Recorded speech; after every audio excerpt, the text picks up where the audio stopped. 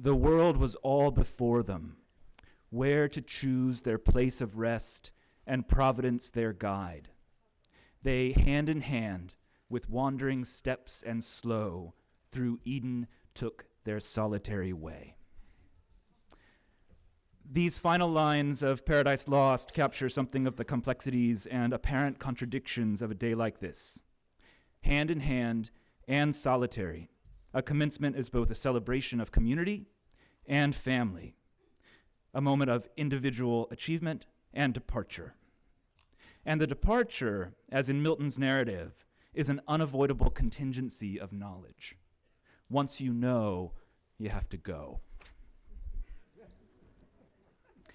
But going in this case doesn't mean you can't come back. Many of you earning associate degrees today are continuing into the upper college. Your wandering steps will lead you straight to Pibley.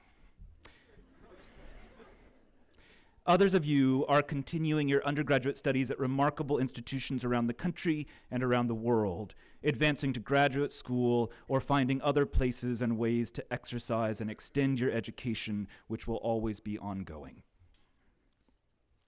For you, while coming back doesn't need to be as dramatic or as extreme as the way I did it, I want you to know that Simon's Rock is still your place, and I look forward to greeting you on the far end of this ceremony as fellow alumni of the college.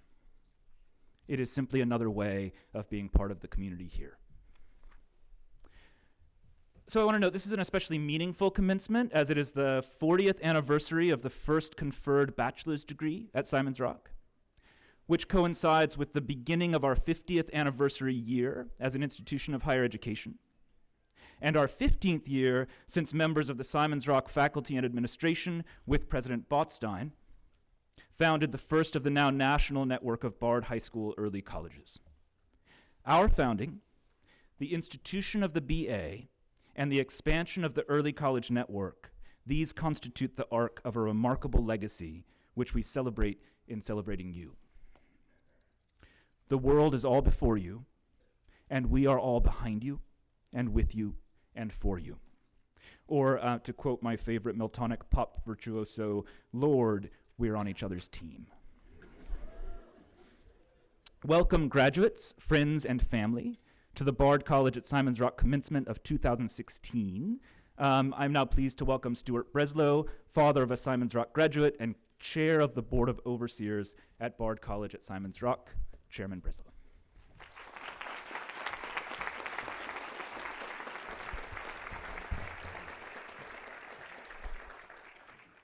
Rockers, parents, alums, friends, members of the faculty and administration. On behalf of the Board of Overseers, it's my great privilege to welcome you to the 47th commencement exercises of Bard College at Simon's Rock. So when you think about Simon's Rock, what's the first word that comes to mind? Challenging, but only in the best sense of the word.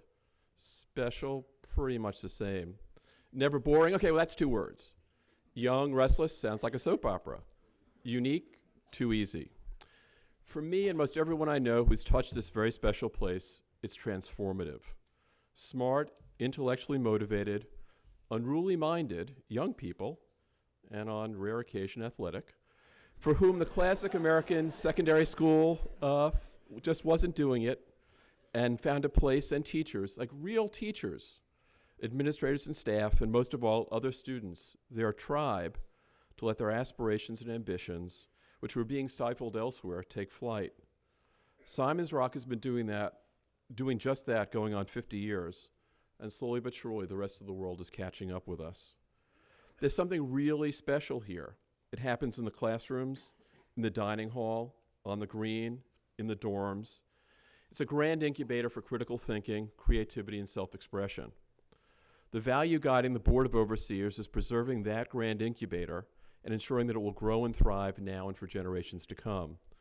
We're firm believers in liberal arts and the critical thinking so central to a liberal arts education, which sets graduates up for a lifetime of personal and professional growth in a dynamic, ever-changing world. The Rock is well positioned for liftoff as middle age impends. For the first time ever, we have a leader, Ian Bickford, who's firmly of the Rock, an alum, a faculty member, a dean of the Early College Network. We have a board on which alums are a majority. We have more financial support than ever from alums. We have our strongest connection ever to the broader Bard Early College Network and to Bard College itself. To all of you graduates, whether AA or BA, the board extends our congratulations. I know it's very un-Simon's Rock. You're required to step back and actually savor this moment and celebrate it. You've accomplished so much. So before you rush off to your next challenge, put down the damn devices. No postings, no tweets, no Instagrams, no Snapchats, at least for an hour or two, and celebrate the last 2 or 4 years because you did it. Real life will soon intrude, but hold it off for an afternoon and marvel at what you've achieved. And one small favor from the board to each of you. Please think about and talk about the Rock often. Please be there for us as we have been there for you.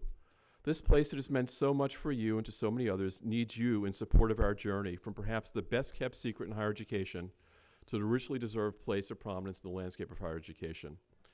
And finally, and seriously, and most of all, lead productive, constructive, personal and public lives of which you and we can reflect back on and be justly proud. Congratulations.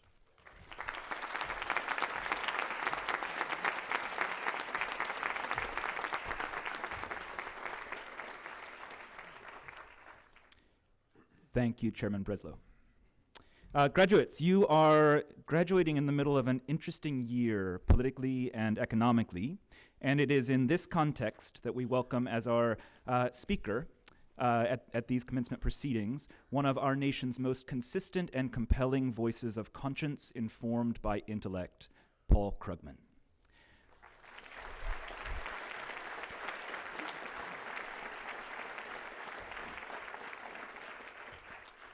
Dr. Krugman was the recipient of the 2008 Nobel Prize in Economics for his work on international trade theory.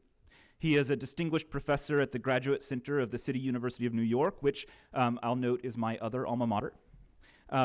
Prior to his appointment at CUNY, he served at Princeton and MIT. As today's most widely read economist, he is the author of The Return of Depression Economics and the Crisis of 2008, End This Depression Now, The Conscience of a Liberal, and 20 other books. And graduates, while we are now officially past the moment where we can require you to read anything, I really think Dr. Krugman's column in the New York Times should be required reading for all. We are extremely proud and pleased to have him with us here today.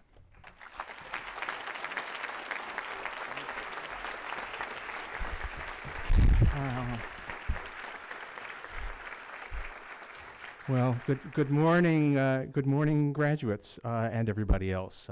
This is a tremendous honor. It's always great to spend time with young people on their way in life, but this is special. My wife and I, Robin Wells, have a long association with this area. In fact, my parents lived for many years happily in town, just down the road, and now we've always admired this school, and now we have a personal connection as well. Hi, Ligaya, and congratulations. This is great. It's also it's very scary. I've done hundreds, maybe thousands, of speeches over the years to all kinds of audiences, but never, as far as I know, a commencement speech. So this is I have absolutely no idea what I'm doing. And if I bomb, in particular if this comes out really boring, what happens in Great Barrington stays in Great Barrington, okay? Okay, so what can I talk about? I'm not going to give you career advice. And I don't really claim any expertise in the art of living, although I like to think I've learned a little bit, long after many years of not knowing what I was doing, about life satisfaction. And I'll maybe say a word or two about that as we go along. But I think mainly what I want to do is talk about being a citizen. A citizen of the United States, if you are, a citizen of wherever you are a citizen, if not, and a citizen of the world, all of us. I want to talk in particular about the attitude that you need to have, at least as I see it, in order to be a good citizen of all of those things, which is also closely related to the attitude for making the most of your own life, which involves a kind of hard-to-achieve balance.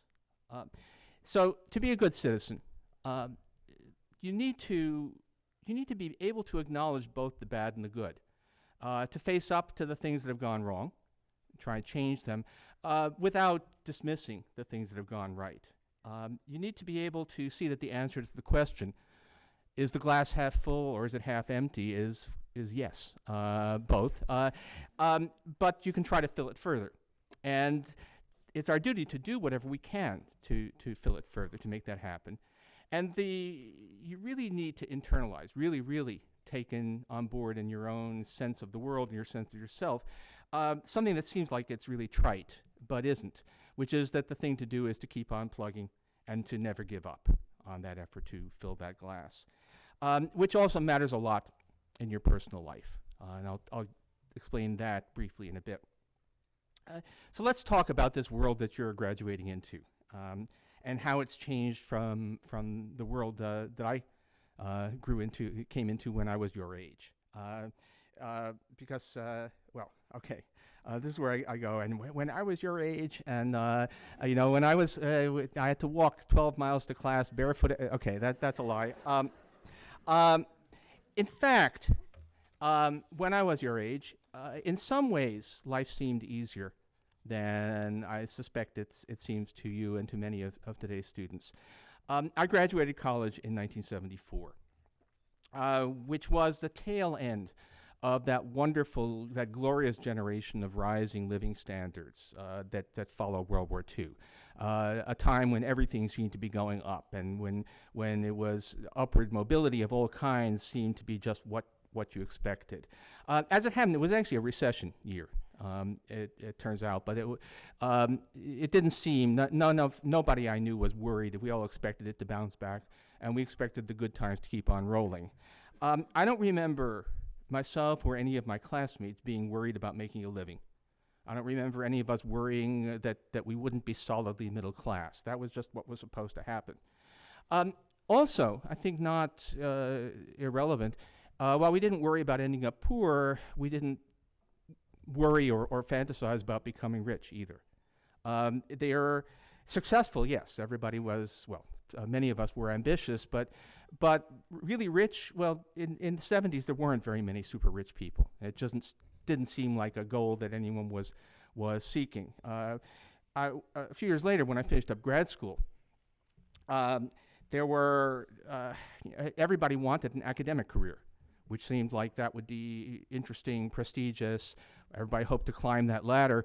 And the way it worked, in fact, when I was in grad school, was that the top of the class did go into academic jobs, and it was only the people who weren't really, didn't seem to be doing well enough to get an assistant professor appointment. Those people were forced to go take work on Wall Street, poor guys. Funny, those are the ones who have the multiple mansions now. I don't think I would have wanted to follow them. Even if we had known then what we know now about what was going to happen to incomes in various professions, I think I understood even then that while having enough money not to have to worry about it is definitely a nice thing. Robin and I definitely don't sneer at textbook royalties, and thank you, those classes that have adopted ours. But having tons and tons of money doesn't really do that much for you. And that's, by the way, a little bit of life thing. That's true of any kind of success. I know academics who have what, by any reasonable standard, are wonderful lives, better than 99.5% of humanity, but are torn up inside because they don't actually have an appointment at Harvard. And I know people who are at Harvard or equivalently prestigious places who are on constant state of turmoil and anger because they haven't yet gotten the Nobel Prize. That is no way to live. You need to appreciate, as I said, the good things. Okay, but getting back to the way it was, what I remember about graduating back more than 40 years ago, God help us, was feeling fairly calm about personal prospects. I mean, obviously, I had all the anxieties about life, love, the universe, and everything that anyone that age, your age, has. But I didn't worry about being poor. I didn't have expectations or fantasies about becoming rich. So life did not feel like an obstacle course that many of us would not finish. And now, of course, it does. When I talk to students, even students at high prestige places like Princeton, where I've retired from recently, they all seem to have the sense of being in a desperate race, where failure to place near the front is going to be disastrous. And while students are probably more anxious about that than they should be, because life can be very good even if you aren't in the 1%. Their sense that it is a high stakes rat race out there is not an illusion. It really has become that kind of society. We are a country now in which a few people make incredible amounts of money. Again, to my experience, not getting all that much joy out of it, but they do make incredible amounts of money, while a lot of hardworking people struggle to afford key essential things. I would say above all, being able to provide their children with the environment and the educational opportunities they should have. So it does make a lot of sense to worry about whether you're going to make it into the magic circle and how you'll manage if you don't, which makes this a very different world from the one I graduated into. And for someone in the position I was then, in many ways, it's a worse world. It's a tougher world that you're graduating into than the one that I faced. But notice how I phrased that for someone in my position, because you see, I was a straight white male in a time which, fortunately, was late enough that anti-Semitism was no longer considered socially acceptable. So I was in the right position. If I'd been a woman or a person of color or someone of a different sexual orientation, it would have been much, much tougher. And of course, this is 1974. If it had been a few years earlier, it would have been vastly, vastly tougher. The struggle for money has gotten much worse than it was when I was your age. In other ways, the world, our society, has definitely gotten better. Okay, not saying that sexism, racism, other forms of prejudice have gone away. Again, just as Ian already said, just look at the political scene this year. But a lot of what's driving the vileness you see out there is surely the fact that some people have a sense that the traditional male monopoly, white male monopoly on power is going away, and you know what? They're right. This is a changing society, and in that way, direct. If the bad news about how America has changed since I was your age is that it's become vastly more unequal in terms of income, the good news is it's become much more tolerant and open in other ways. And let me give you an example where I can actually put some numbers on the change. I am a numbers person, not a people person. I told you I'm not going to give you a lot of lessons in the art of living. So it happens. I just find this one really kind of striking. Gallup has been asking people for a long, long time whether they approve of interracial marriage. Kind of a basic, raw question. And do you think that's okay? So we can go back to the days of my youth for a quick check on racial attitudes. And it's kind of amazing. The 60s were the age of Aquarius. 1968 was the summer of love. And in 1969, the percentage of white people who thought that interracial marriage was okay was 17.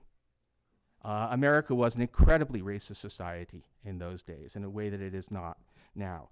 And the plurality, by the way, still disapproved into the 1980s. Now, today, almost nobody admits to having a problem with interracial marriage. Obviously, some people are not answering honestly. But even the need for hypocrisy is telling you about the progress we've made on that front.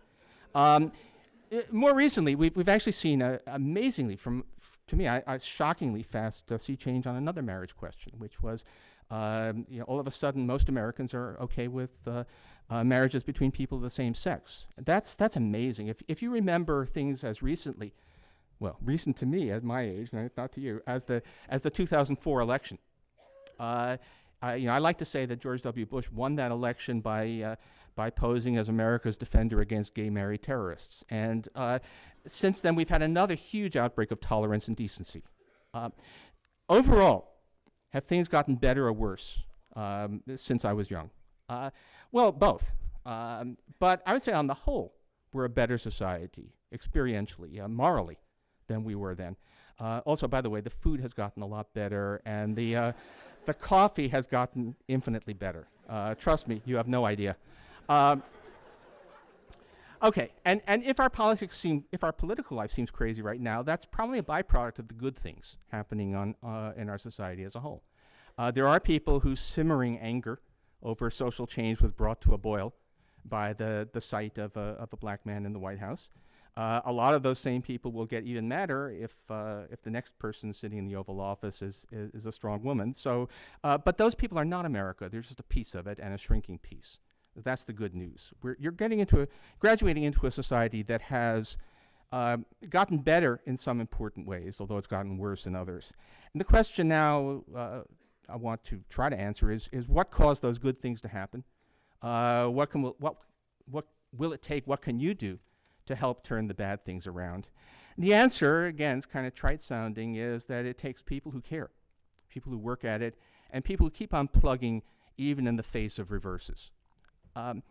So I know some of you surely know the history of civil rights better than I do. Actually, I've seen some of the guys' readings, but let me pontificate just for a second anyway. It isn't a tale of good things that happened just by chance or just happened through the inevitable unfolding of events. But neither is it a tale of a once-for-all transforming revolution that fixed everything in a day. It's a story about activists, political leaders, and ordinary citizens who pushed heavy stones up a slope year after year, sometimes finding it slide back, but never gave up. And the job is still far from done. But that's the point. There was progress. There were many points when people could have despaired. They could have despaired when of achieving racial equality when the Civil Rights Act inspired a backlash that first put Richard Nixon and then later Ronald Reagan into the White House. They could have given up on feminism when the drive to pass the Equal Rights Amendment stalled in the states in the 1970s. They could have given up on gay rights when the Bush campaign exploited the backlash against those rights as recently as 2004. But they didn't. Kept up the pressure, kept up on multiple fronts. Dramatic demonstrations, nothing wrong with making noise, quiet political organizing, giving money, keeping up the social pressure to make raw prejudice ever less acceptable. I think that even things that you might think are trivial can actually matter a lot, especially over the long run. Like the way that people are portrayed in movies and TV. When I was growing up, God looked like Charlton Heston, and now he looks like Morgan Freeman. And I think that's more important than people imagine. Okay, and bit by bit, the tectonic plates did shift. Sometimes it's been painfully slow. I mean, if you don't think that racism and sexism are a lot of the story about what's going on in America right now, politically, you're not paying attention. But sometimes dams do seem to break all of a sudden, as has happened with gay marriage. So that's the story about prejudice of all kinds, racial, gender, social inequality. What about economic inequality? Hasn't that been a story where everything has always gone in the wrong direction? And the answer is no. A lot of things have gone in the wrong direction, but there have been some victories in pushing back. And I've been a marginal, peripheral player in at least some of those victories. And I just want to give you a little bit of a personal take. So I've already mentioned the 2004 election a couple of times. And I think it's hard for people your age, you were very young, to realize, to convey. It's hard to convey to you just how terrible a blow that was to many of us. We've seen the politicization of 9/11. We've seen seen the country lied into war. Let's be blunt about that, which was obvious even at the time. And political rewards, at least in the short run, for doing that. And all of that was in the service of an economic agenda aimed at comforting the comfortable and afflicting the afflicted, at making the rich richer and undermining the social safety net. And on that terrible Wednesday morning, the day after, in November 2004, it would have been really easy to give up, to just say, what's the use? But we didn't. We being many people much more important in this than I was, but I was certainly part of that. As it happened, what happened right away then was that uh, that Bush announced that he had a mandate to privatize Social Security, which oddly had not been ever mentioned in the campaign, but that was what was declared immediately afterwards. And that was, and there was the general expectation, if you watch the Sunday talk shows, which I actually advise against, but anyway, if you watch the Sunday talk shows, the general expectation was, of course, this is going to happen. He's going to get what he wants. But he didn't. Politicians, Nancy Pelosi, Harry Reid, policy wonks like me and a lot of others, and a lot of ordinary citizens mobilized to say this is a terrible thing. Do not do this. You're being sold a bill of goods, and the bums rush was stopped. It didn't happen. That was a negative victory. That was just stopping something that was being done to undermine the social safety net we had. Then the question was widely asked, okay, we now know what we're against, what are we for? And there was a process that took place really in the year after the surprise victory on Social Security, which was a kind of ongoing dialogue in person, in print, in the blogs. What should be the next? What would be a positive step that we could do? And that crystallized into a determination to try again on health reform. There'd been a big push for health reform in 1993 that famously crashed and burned, but maybe this was the time again. I think that policy wonks, people who were into the details, played a significant role. Obviously, the really important role was political leadership, but it required this stuff as well. For me, it actually meant I had to learn a whole new subject. I'm not a real healthcare economist. I learned to play one on TV and in print. But then two remarkable things happened. First was during the Democratic primary of 2007, 2008. Somehow, startlingly, after years in which Democrats had given up on health, it became not just widely accepted, but a requirement pretty much to be a player, that you have a plan for major health reform. And that plan actually converged on basically the broad outlines. All of the candidates ended up proposing more or less the same thing. As it turns out, if you get into the details, what we actually got was a little bit closer to the Clinton proposal than the Obama proposal from 2008, but not significant. But huge change. There'd been a sort of whip dog attitude on health reform after the way it failed before you were born. But that ended in 2008. And then a landslide election, which very briefly delivered a supermajority to Democrats in Congress. And during that interval, it happened. Again, I think it's a little hard for you to appreciate just how amazing that was, given where we'd been. But it happened. Robin and I watched the final vote on C-SPAN. Didn't manage to make it down to D.C. for it, but just watched it. It was a very emotional moment, pretty close to tears, because this was something that you'd wanted to see happen, and we'd been part of a movement that was actually going to make a real important difference in people's lives. I don't know if anybody ever, if you watch the signing ceremony, not the vote, but the signing ceremony for the Affordable Care Act, there's a moment we all kind of treasure, because Vice President Biden can be overheard saying in a rather loud whisper, "This is a big fucking deal." And he was right. I mean, it's not the reform anybody would have designed from scratch. It really is, camel is a horse designed by a committee kind of thing, or whatever you want to call it.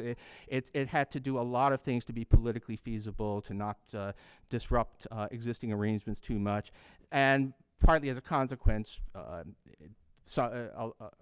too many people fall through the cracks. But 20 million people who would not have had health insurance now have it. That is a very big deal. And even the people who aren't covered through this, who didn't get new insurance through it, are freer, more secure than they were. Now, if you lose your job, you don't have to fear that that's going to deny you health coverage. Now, if you decide you want to quit your job, you don't worry, well, but who will insure me? Because now we have a program that makes insurance very much more widely available. It's also a significant blow against economic inequality. If you ask who are the beneficiaries, while I think very, very many people benefit from that security and freedom. The actual subsidies, the benefits flow typically to lower income working people. And that's so these are the people who are most hurt by rising inequality, and we're giving some of it back. It's paid for in large part by taxes on the rich.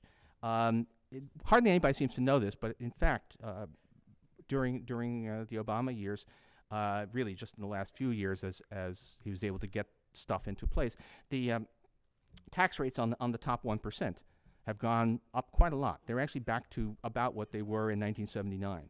So on that front, at least, we fully retraced the Reagan years, and that's not enough. There are a lot of other reasons why inequality rose, but that's a pretty significant thing. Financial reform, which is also one of those halfway, not everything you'd want, but more than people think ventures, is also does a fair bit to limit to limit some of the sources of those extraordinary incomes at the top, that extraordinary, truly unearned incomes at the top. It's not quite as much of a big Biden deal as health reform, but it's not trivial either. And well, depending on who wins the election, we already see the outlines of real effective action on climate change as well. So this is not trivial stuff at all. Now, I'm not going to say, just to repeat, I'm not saying that the glass is, that we're doing great. That the glass is still half empty. What I'm saying is that if you keep working for good things, and if you don't give up easily, sometimes good change happens. Or maybe more accurately, sometimes you and other people who haven't given up can make good change happen. All right, when does this, constant, often frustrating struggle end? The answer is, well, never. I may have mentioned that we're going through an election right now. You may be aware that we're going through an election year right now. This one could end with another terrible Wednesday morning. On the other hand, it could very well end with another window of opportunity, another chance to push through policies that aren't perfect, that aren't what you'd ideally want, but will make the world a significantly better place. The point is that if we avoid the worst and make progress toward the best, the reason it will happen will be not just by chance, but because people who care did their best to make it happen. And that means, of course, all of us. So go out there, be citizens, and make the world a better place. Don't be complacent, but also don't forget to celebrate the good things, both in the public sphere and in your own life, instead of dwelling on the disappointments. And finally, drink some of that 21st century coffee. Like I said, you have no idea how good you have it. Thank you.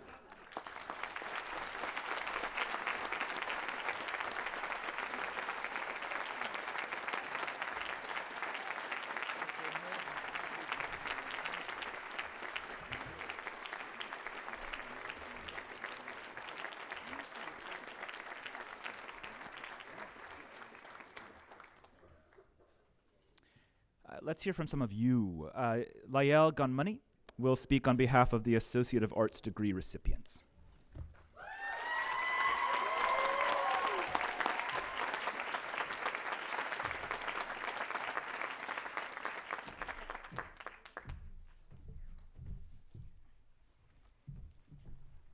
There's so many of you here today. Good afternoon, everyone. A few weeks ago, my physics professor, Mike Bergman, congratulates me about having been chosen to speak today. He then goes on to ask me if I'm nervous about having to speak after a Nobel Prize recipient. At the time, I was too excited about everything to truly process the situation. Now, all I can think about is that I am so glad we all made it through this process of final examinations in one piece. Now that is another accomplishment to add to the list. Oftentimes, when I tell people that I go to an early college, they either write it off as being just another boarding high school, or they simply ask why I would do such a thing. Why would I go to college early? I think we can all relate to this question, since we mainly are high school dropouts. Unlike many of the students with whom I speak every day, I did enjoy my high school. I've always loved school and have always found a way to enjoy every place in which life has placed me in. However, I did at times wonder what life would hold for me afterwards, and was often curious about college life. I was born in Cameroon and immigrated to the United States when I was 9 years old. Although I scored high on the entrance examination to my new school, we were told that here in the United States, people are placed in their grades based strictly on their ages.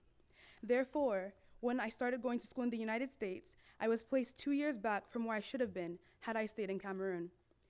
For this reason, my parents were always looking for an opportunity to get me back to where I was supposed to be. Therefore, when they heard about Simon's Rock, they were ecstatic and immediately started the process of getting me enrolled. As I previously mentioned, I really did enjoy my high school. My classes were rigorous, but I was used to working hard, so that was never really a concern for me. I was very involved with extracurricular activities, and had many friends who made the whole experience worthwhile. Therefore, when I first heard about Simon's Rock and my parents told me that they believed it was a place where I should be, I was devastated. I did not want to leave my school and the city in which I had lived ever since I came to the United States. Everything was familiar, safe. I was comfortable just where I was. Nevertheless, I did my best in the application process, and the more research I did into Simon's Rock, the more interested I became. When I finally received my acceptance letter from this school, a billion emotions raced through me. I was glad that I had made it in, and yet I also felt remorse at having to leave my family and everything that I held dear behind. However, I knew that it was important to try new things and to step out of my comfort zone in order to grow. A few months after having been accepted, I came to visit Simon's Rock. My entire family, it's a big one, packed up into the car and drove the 6 hours up to see my future college. Andre, our tour guide of the school, was so enthusiastic and open that he truly made our experience one to remember. If I had any more doubts about leaving high school early, he took them all away. His love for Simon's Rock, along with his excitement about learning and growing into oneself, was, and still is, so contagious that by the time I went back home, Simon's Rock was all that I could think about. Freshman year was a roller coaster. I can clearly picture the crowd of new students and families gathered together in the student union. People's emotions were written all over their faces, and it was an extremely hectic day. However, everything did quiet down when our families went back home. I can still remember being nervous about making friends and settling into this new environment because, believe it or not, I am a very shy person. Thank God for my then roommate, Manya, for being the bold person that she is and speaking to everyone and anyone for the both of us. Through her, I got to meet and become friends with so many new people and finally started to feel like I had made a place for myself at this college. One thing that did stand out to me, regardless of just having moved to a new place, was the remarkable warmth of everyone at this school. The staff and professors here are so friendly and helpful, and the amount of support and care offered to the students made me feel at home away from home. I therefore never really felt alone or too bad about having left home. Although I did miss my family and the familiarity of my neighborhood, Simon's Rock was turning out to be a wonderful place. Another thing at Simon's Rock that has really marked my life, and I'm sure many of you can attest to this, is the constant stress about becoming aware of various issues, both in our immediate surroundings and around the world. Before coming to college, I never saw deeply into different issues. Taking a plethora of classes here and having witnessed the passion held by individuals at the school has pushed me to expose myself to different issues and to learn more about my surroundings. 2 classes in particular, Psychology of Women with Ian Renee Hayes and Seminar with Francisco Oyogoa, have helped me to realize a passion within myself for social justice. From my studies with them, I have realized the branch of medicine that I would like to pursue, specifically women's health medicine. The love of learning held by the professors and students at Simon's Rock is absolutely amazing. Before coming here, I thought that I knew what working hard truly meant, and I thought that I knew a thing or two about what I wanted from life, but boy, was I wrong. The professors here at Simon's Rock truly expect the best from us, and the raw passion held by everyone at this college has forced me to think more critically about everything in order to understand matters more deeply than I previously have. Thank you so much to those of you who have supported all of us who are graduating here today. We truly appreciate the various roles that you have played in our lives, and can honestly say that without you, friends, family, professors, staff, supporters of the college, who have made today possible for us, we would not be the same people. Thank you. And to our graduates, I wish you all the best in your future endeavors. Congratulations. Continue to push forward the boundaries and to pursue your passions. I know many of you will be leaving Simon's Rock, but wherever you go on from here, always strive to make the world a better place by your contributions to society, as the legacy of this great institution has taught us. Continue to strive for excellence in all you do, never forgetting that the Rock has had a significant impact on our development as human beings. Now let us take what we've learned and get busy conquering the world. Thank you.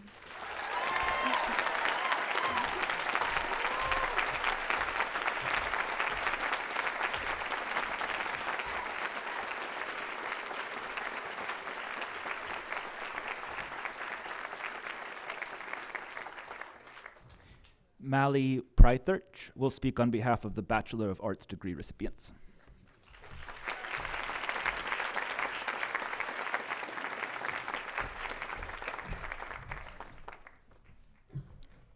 Thank you, Ian, for introducing me.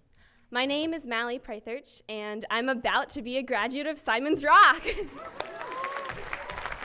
Thank you. Before I start this speech, I too would like to take a moment and thank everyone who has been a part of all of the graduates' successful time here at Simon's Rock. Our parents, our friends, our professors and staff who have contributed their lives to making ours better. Please join me in thanking them with a round of applause.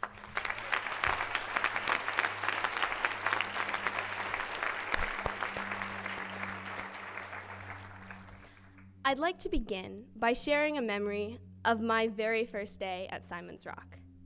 I was 16 with hair that looked like a triangle and an awful khaki dress, standing in line to get my freshman ID photo taken. A picture, might I add, that would haunt me for 4 years straight on my card. Thanks a lot, guys. I was naive, I was young, and I was about to cry, being the wonderful, trusting people that they are, and in a move that I'm sure caused them a great deal of anxiety down the road. My parents had brought me to the airport and sent me off on my own path. And at that moment, when the photographer asked me to smile, I was absolutely miserable. Thus, the horrible ID photo. But Simon's Rock is a place of change. I'm not the person that I was 4 years ago, and neither are any of us that will graduate here today. Still, I believe that we are able to retain some of that naivety that allowed us to think big. Without it, I doubt any of us would have even considered the idea of dropping out of high school to attend college early. Our ability as young people to see possibilities that others have been taught to ignore is invaluable. Our generation is growing up in a dwindling middle class, and many of us are graduating with considerable student loan debt. These problems are widespread, and they aren't going away anytime soon. And for better or for worse, it's our job to fix them. So I'm glad that the wide-eyed child with an incredible imagination is still part of me, and I'm confident that Simon's Rock has taught us to retain the parts of ourselves that have not yet been constrained by the realities of the world. Hopefully, we have learned a few things at Simon's Rock beyond technical skills relating to our majors. And most importantly, I believe we've learned to fight with fairness and with compassion. We enter Simon's Rock in the throes of our teenagehood with our own ideas of right and wrong and a passionate need to defend them. Simon's Rock allows us to make mistakes and forces us to learn how to move on from them so that we can become stronger, more aware, and more considerate human beings. We've learned how to negotiate and how to compromise. We've learned that nobody's ever changed anybody else's mind solely by winning the argument.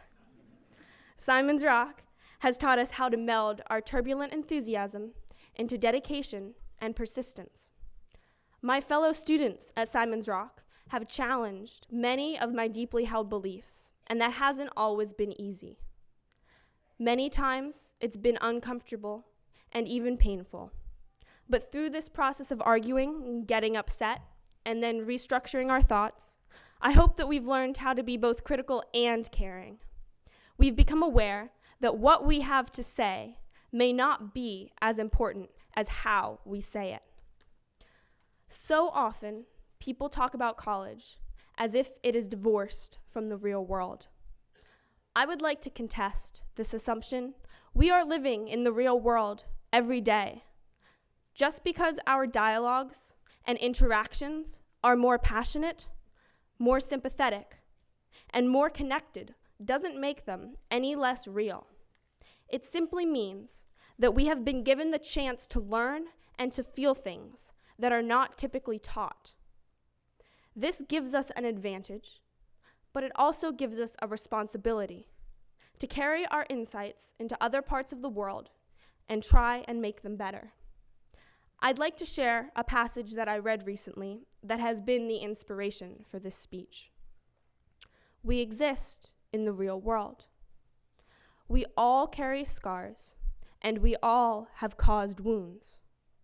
This space seeks to turn down the volume of the world outside and amplify the voices that have to fight to be heard elsewhere.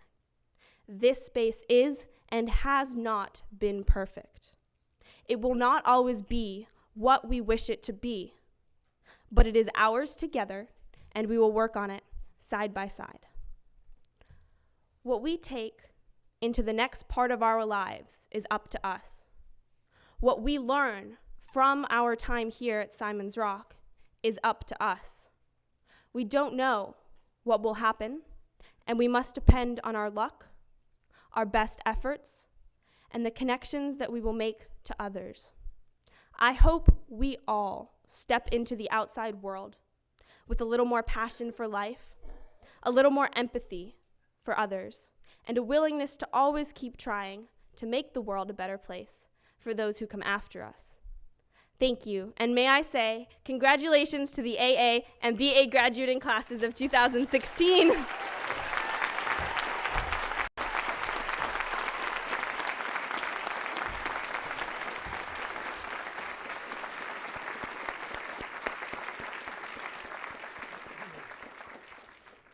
Mally, I don't know who's actually responsible for this. Maybe not you, but part of your senior prank was photocopying my own freshman ID photo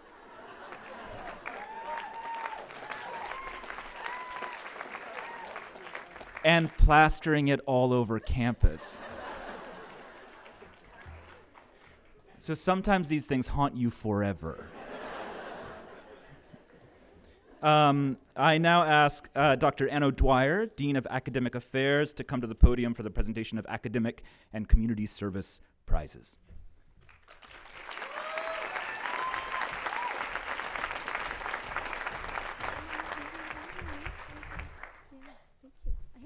I have my own.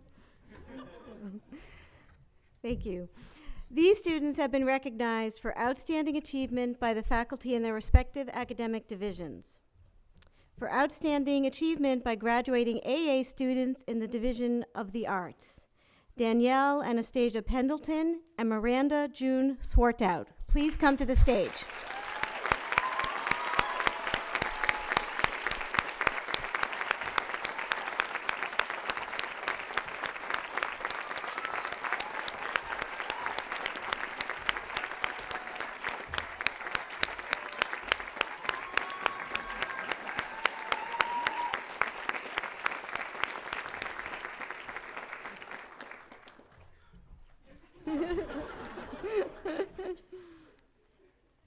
For outstanding achievement by graduating BA students in the Division of the Arts, Jan Rickman Jurchak and Sierra Rose Warren.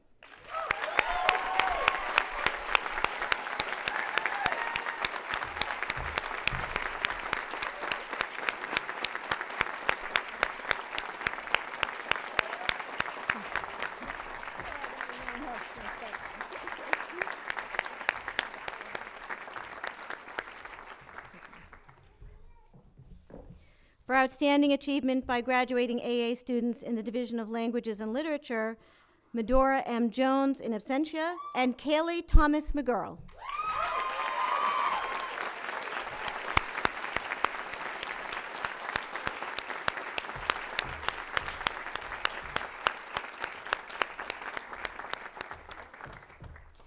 For outstanding achievement by graduating BA students in the Division of Languages and Literature, Kathleen R. Ansel and Mally Prythurch.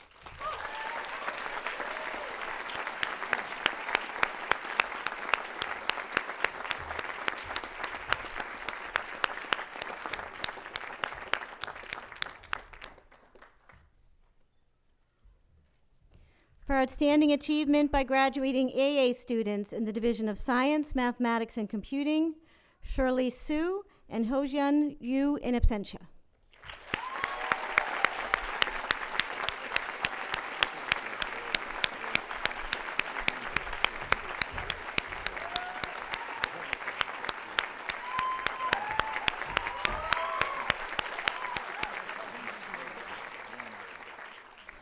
For outstanding achievement by graduating BA students in the Division of Science, Mathematics, and Computing, Nathan Good Sadowski and Melissa Ulrika Sherman Bennett.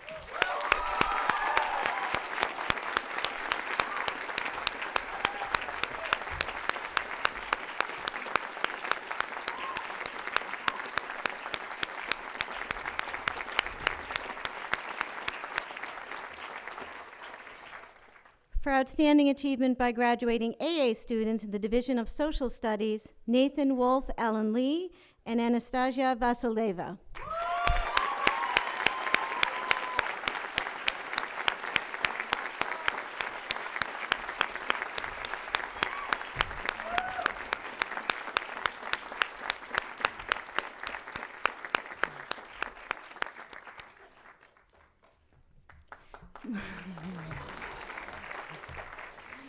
For outstanding achievement by graduating BA students in the Division of Social Studies, Gregory S. Inamini and Soraya Weil.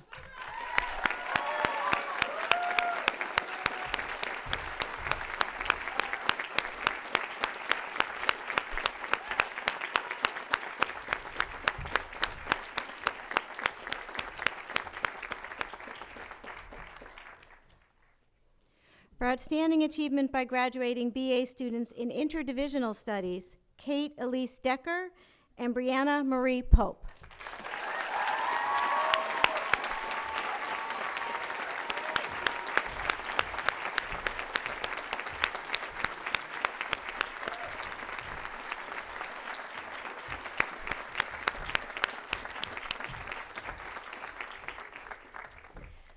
These students have been recognized for their outstanding leadership and contributions to the campus and surrounding communities and are being awarded the Community Service Awards.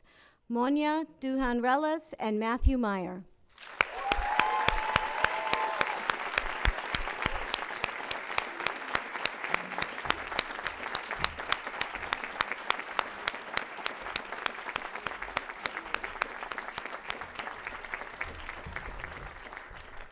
Thank you.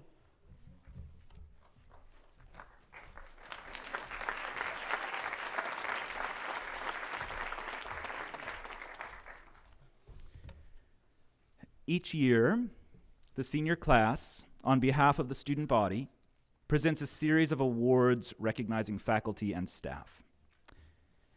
The first of these awards is the Dr. John A. Glover Award, established in 1985 by Teresa Glover and her daughters, Sarah, class of 91, and Elizabeth, class of 92.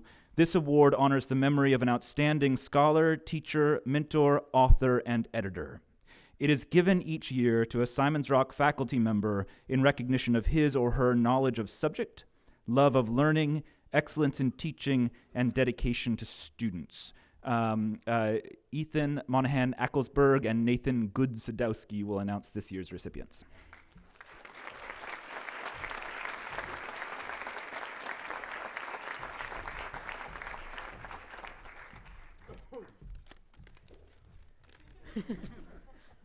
I'm happy to announce this year's recipient of the Dr. John A. Glover Award, Dr. Lee May.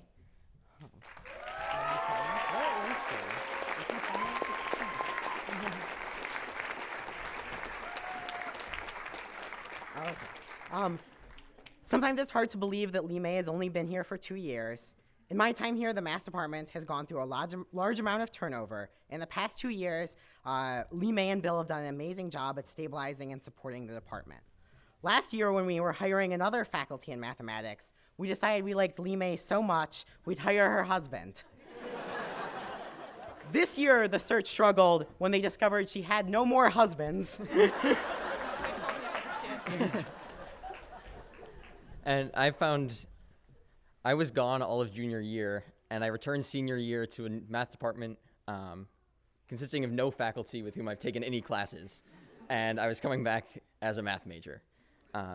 And Lee May, perhaps just excited that I asked about working on a thesis, agreed to be my thesis advisor without really knowing me, and she was, I'm so glad that happened. And I've, every time anyone asked me who my thesis advisor was, I answered with Lee May. Pretty much everyone I spoke to was like, just immediately talked about how great she was and how lucky I was to have her as an advisor. And I can't agree more.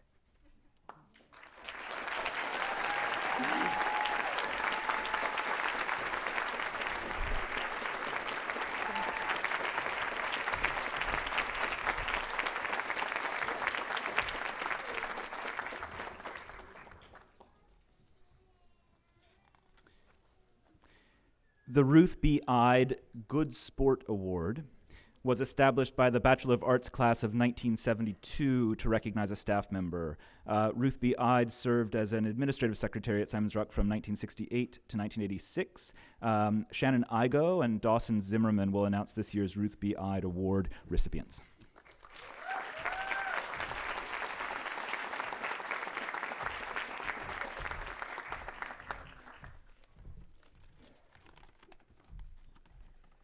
So, when the two of us found out who was nominated for this award, we realized that we couldn't throw away our shot to present it to him. So, from the first time that I met him, playing bananagrams at a pajama party in workshop week, he has been a constant source of support and friendship. He has been an irreplaceable friend to us, along with many, many others, ranging from fellow seniors to entering academy students. Many of you know him from when he was an RD who played his ukulele on Kendrick Lawn, or as a staple at the weekly dodgeball matches. The two of us are honored to present Mark Mearsall, former Kendrick RD and current Associate Dean of Student Life of the Academy, with the Ruth B. Ide Award, who still remains in the lava suit. Is he in the lava? I really hope so.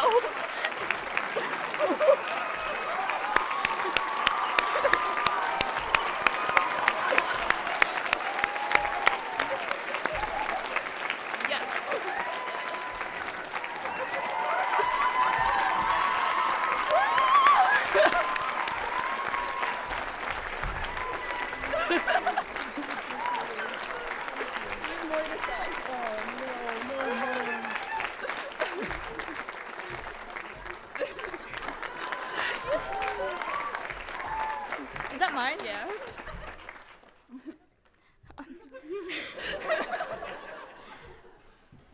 Whenever I talk to prospective students, I say that we have both a lot of emotional and academic support. Mark embodies both of these roles beautifully, but he is more than that. He's a friend who we can share meals with, who we can play sport ball with, and who will take time out of his busy day to follow a friend around with his ukulele. Mark is always warm and welcome, no matter who you are. The senior class feels that there's no one who better embodies what the Good Sportsmanship Award stands for. We want to thank Mark for all that he has done from our first day of freshman year to today at commencement. Please join us in congratulating Mark. You're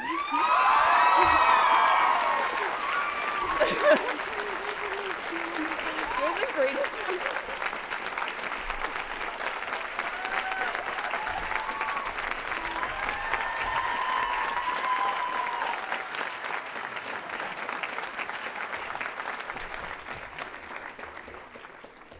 I'll add that Mark is the founder of our residential life program for Bard Academy, and in this has given a great gift to our campus.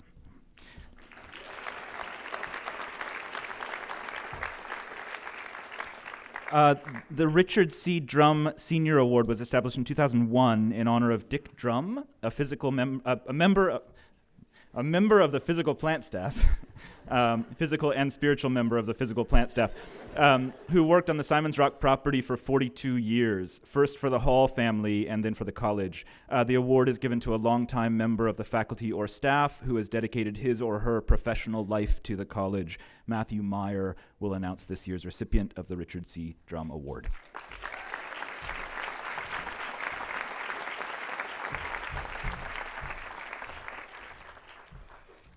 Thanks, Ian. So, as Ian said, this award is given to someone on campus, and it can be faculty or it can be staff who we feel like have devoted a lot of their life and a lot of their passion to this campus. And this year, we decided we were going to give it to a member of our illustrious faculty, someone who's been teaching here for 40 years, has told us over and over again the amount of time he spends giving back to the Berkshires, and is now retiring after all the work that he's done. And he's sitting right behind me, so I know he's now staring at me. I'm talking about Jamie Hutchinson.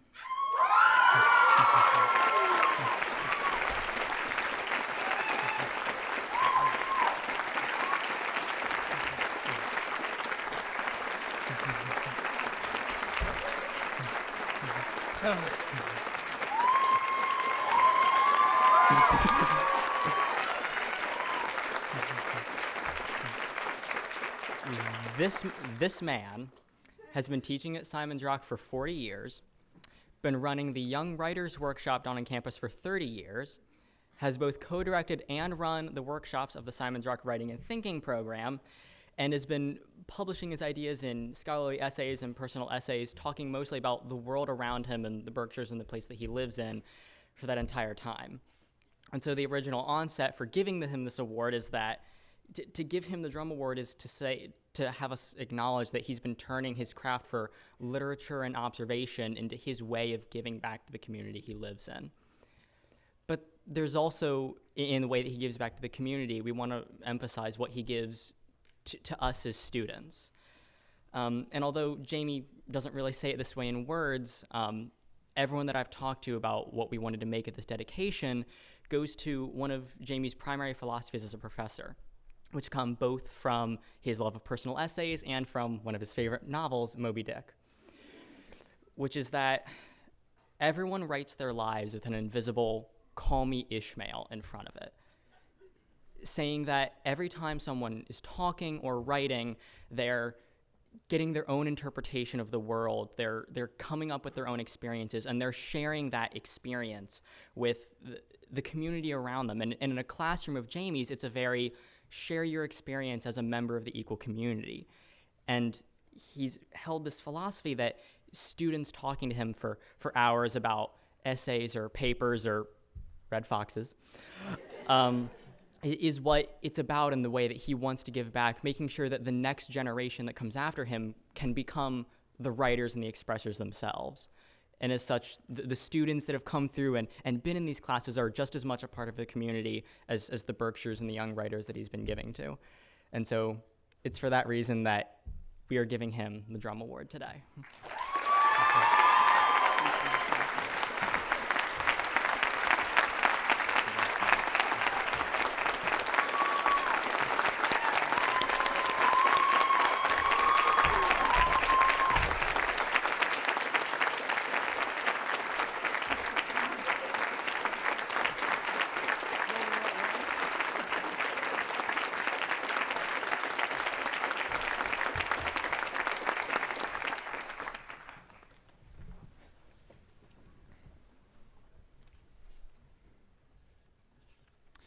Jamie was my teacher too, and unparalleled. Established by the BA class of 2015, the Wendy Schifrin Award honors Wendy Schifrin's legacy and commitment to Simon's Rock. Wendy was a beloved faculty member who brought the joy of dance to many students. This award is granted to a faculty member who exhibits exceptional mentorship, not only to students, but also to other faculty, staff, and all members of the community.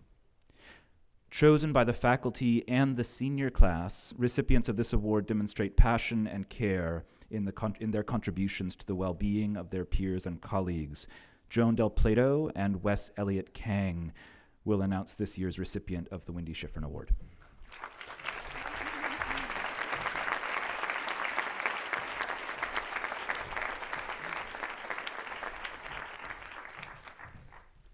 Thank you, Ian. Good morning, everyone.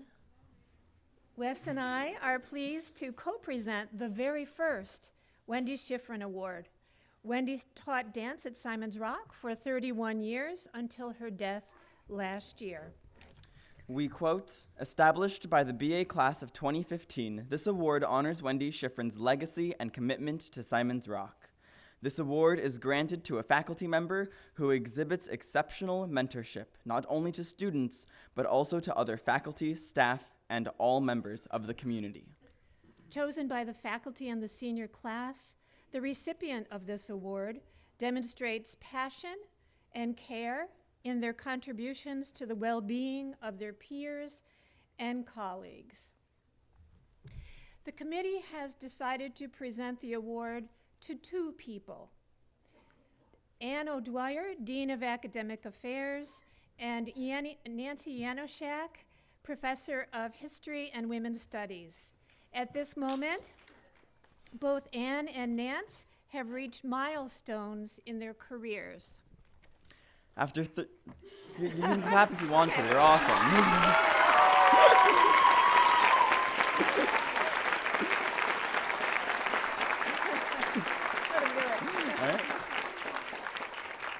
After 32 years of outstanding teaching and mentoring, Nancy Janoszak is retiring this year. Likewise, after 10 years of outstanding administrating and mentoring, Anne O'Dwyer is stepping down from her administrative post to return to the faculty full-time as professor of psychology because of her deep love of teaching.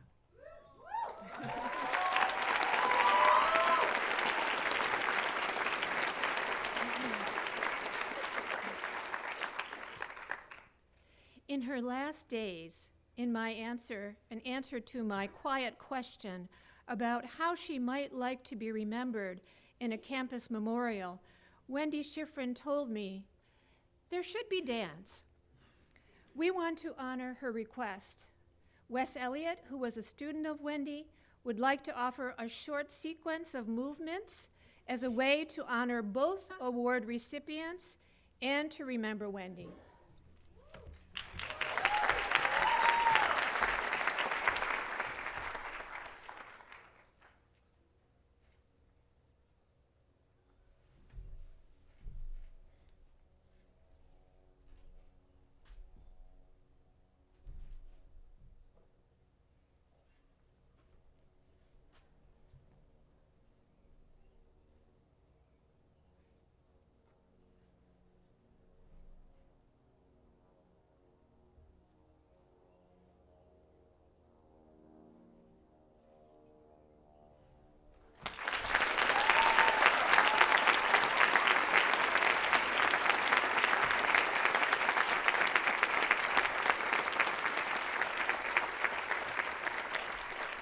Thank you. I wanted to talk a little bit about the piece really quickly. I specifically wanted the motions and the movements of the piece to have an intertwined feeling. I wanted them to feel heavily connected, because those are the type of people who Anne O'Dwyer, Nancy Janoszak, and Wendy Schifrin are and were. They are the kind of people who burrow into your lives and they implant happiness within you and they allow it to grow within you. They help you along the way and they never stop. I remember at the beginning of the year, a little late in the game actually, I asked Anne O'Dwyer to be on my thesis committee, and she obviously said yes because she's fantastic, even though she was on so many committees and had so much crap that she had to do constantly. But she took on another because she loves us, and she helped me so much throughout the entire year. And she was always the person who I would show up to her office and she would say, "Oh, it's fine, it's fine." I'd be like, "No, it's not fine." She'd be like, "No, it is fine, don't worry about it, don't worry about it." And it was fine. So thank you so much, Anne.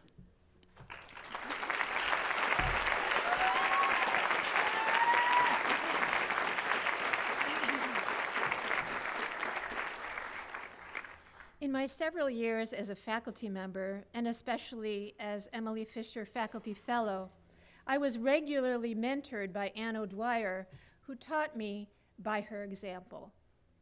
She has been a hardworking, savvy, and effective dean, deeply committed to the college's ideals. And when I say hardworking, I'm talking about 7 in the morning to 8 at night plus weekends. At the same time, she has always been mindful about the fairness of her decisions and practices on those affected, deeply concerned about our students, staff, and faculty as people, and always willing to listen to opinions that differed from hers. With deftness and sensitivity, she has steered the college community through several changes and crises, most notably through this last year of the process of mourning Wendy's passing. Nancy Yanushak, professor of history and women's studies, my respected colleague and treasured friend, has also been an exceptional mentor to all factions of the college. The combination of brilliance and serious fun Nance has brought to her classroom is legendary. You may want to ask her to do her imitation of Queen Victoria or the witches in Macbeth. For several semesters, Nance has mentored new faculty, offering them comments on their teaching, drawn from her wealth of experience and extraordinary kindness, encouraging their adjustment to the special demands of teaching here. Nance has written a book about Simon's Rock, Educating Outside the Lines, which I strongly recommend as required reading for all Simon's Rock students, alumni, and their families. Nance shepherded not only faculty but also staff and students through the process of writing their contributions. In collecting and commenting on their essays, she has captured the essence of what we do here, how and why. Nance's book will continue to mentor readers for years to come. In innumerable conversations we have had over these last 3 decades, Nance has mentored me personally through our many inquiries, our mutual inquiries, so that I understand even more clearly the value of Simon's Rock's singular mission and how I can contribute more effectively to it.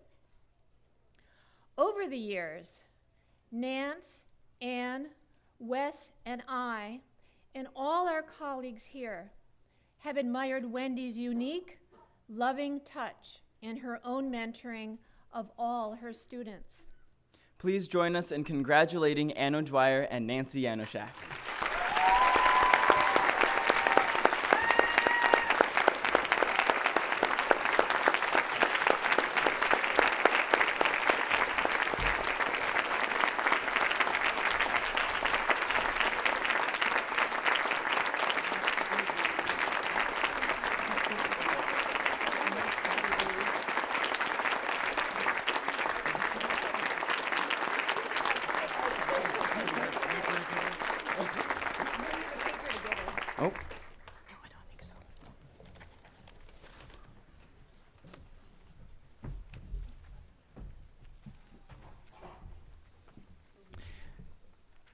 I now ask President Leon Botstein to come to the podium and present his charge to the graduates.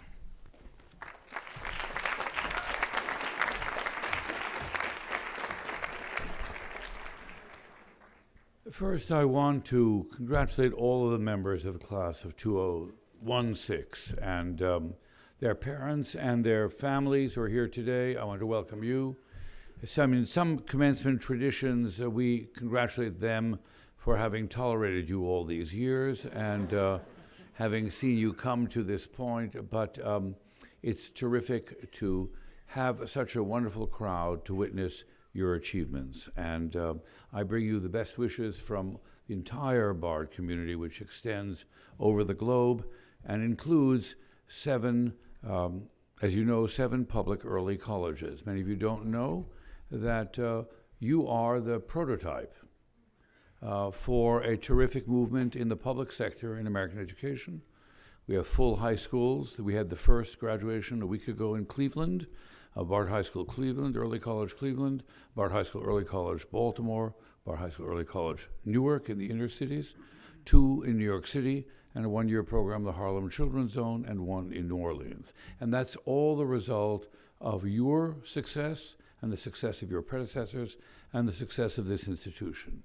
So you're not only graduating for yourselves, you're graduating for a whole very simple idea, which is the ability and of young people to seriously engage learning well before the traditional age of college.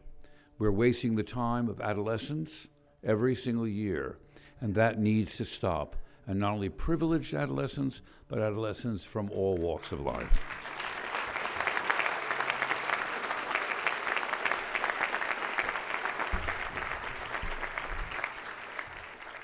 And the place that proved it and continues to prove it is Simon's Rock. So we are deeply proud of you, both the AA and the BA graduates.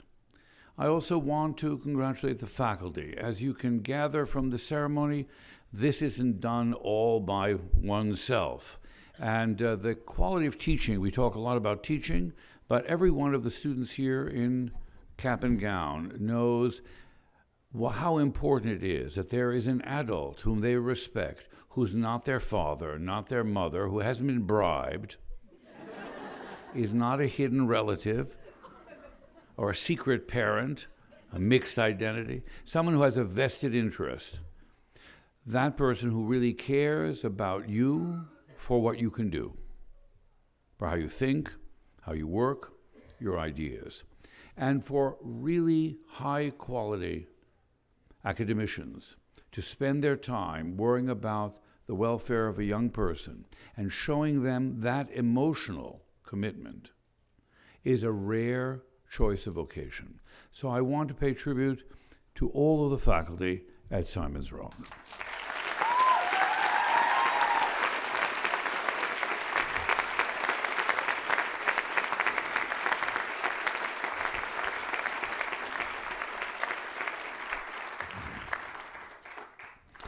I also want to thank Stuart Breslow and the Board of Overseers.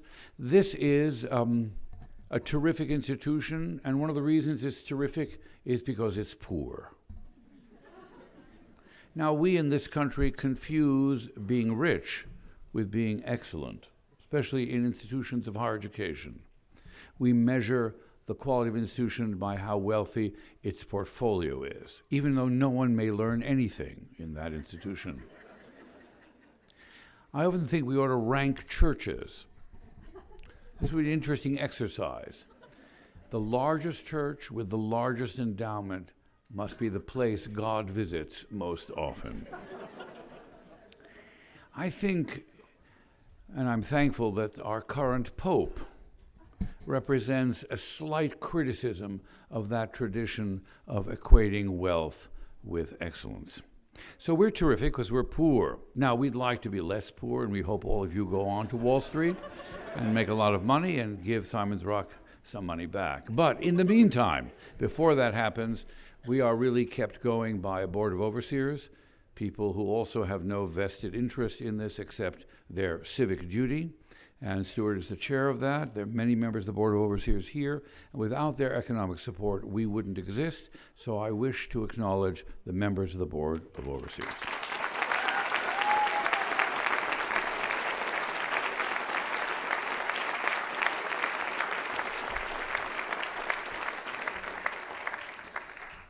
And before I give my charge, I do want to also pay tribute to the three people who were celebrated here just a moment ago.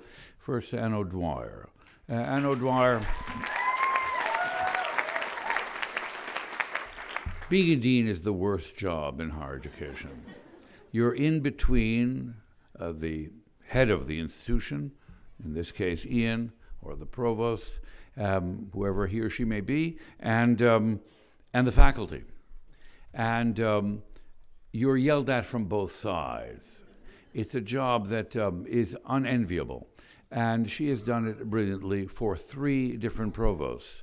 So she's had different bosses, first Mary Morrissey, then Peter Lapson, and now Ian Bickford. And so I really want to thank her for holding the fort as we struggled from a transition from one provost to another, and for giving such a terrific amount of attention to the well-being of the faculty and the students. So thank you, Anne.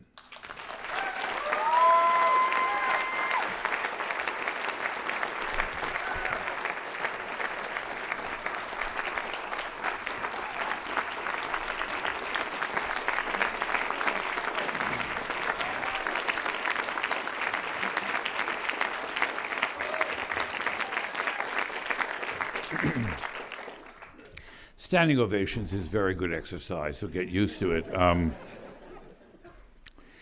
Jamie Hutchinson, who also was paid tribute here today, was indeed, has been a faculty member for over 40 years, and he actually preceded Bard's taking over Simon's Rock. So Simon's Rock was created by Mrs. Hall, Elizabeth Blodgett Hall, whose estate this was, and she ran it. And then there was a series of leaders here. One of them has just been immortalized by a film by Joel Cohn, an alumnus of Simon's Rock, and one of the characters is called Baird Whitlock. We intend to try to make him pay for this, but Baird Whitlock was the president of Simon's Rock, and then he was succeeded by others, and the college ran in some difficulty, and Mrs. Hall and Bob Strassler decided that the best solution would be for us to take it over, for Bard to take it over, and because we believed in the idea of the early college and make it part of Bard. Now, when we got here, as the new owners, and Ball says, you can imagine there were mixed emotions. Many people wanted Simon's Rock to be independent. They even named an avenue that connected the upper campus Drab Avenue, which is Bard spelled backwards. And so we earned some opprobrium in this process. But as time went on, and I want to thank Jamie particularly for this, that he took a lead in looking at what this could create. And as you heard, he became part of the Language and Thinking program, which originated at Bard and engineered its transfer here, and has been a terrific member of not only the Simon's Rock community, but the larger Bard network, and helpful to his colleagues who came from Simon's Rock to establish the first early college high schools in the public sector. So I want to thank Jamie for his many years of colleagueship and for his years of service to Simon's Rock.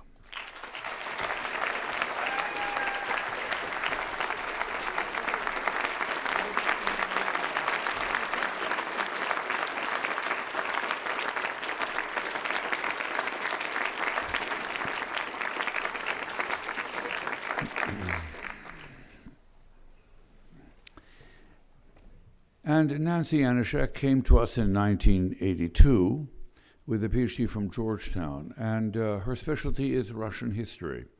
And again, finding a first-class academic who decides to teach a younger age in a relatively isolated place, certainly far from any density of Russian speakers or archives in Russian history, especially during the Cold War in 1982, when the issues of Russian history were framed by the Cold War, and therefore Russia was an exotic and interesting place.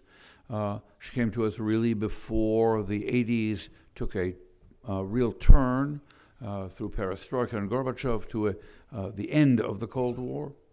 And it was a tremendous stroke of good fortune for Simon's Rock.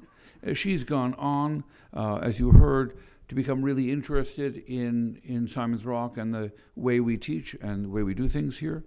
And she became interested in critical theory. She taught we have a campus. Bard has a BA campus in Smolny, called Smolny, inside the University of St. Petersburg. It's an honors college in what arguably is the finest university in Russia. And it's a liberal arts college that mirrors the degree program that the BA students here went through. And she's taught there as well. And she has been just terrific in helping. And this mentoring idea is very appropriate because she's helped new faculty come to terms with how to teach. As you can imagine, teaching these undergraduates is a pleasure, but also for someone who's not interested could be a nuisance. They don't cotton to authority easily. They talk back. They can be critical, and you have to really find a way to capture their attention, motivate them, and command their loyalty. And not everybody knows how to do that and knows how to get there. And so experienced teachers who know how to do that are invaluable. So I want to say to Nancy, thank you for all your years of service on behalf of many generations of Simons Rock students and faculty.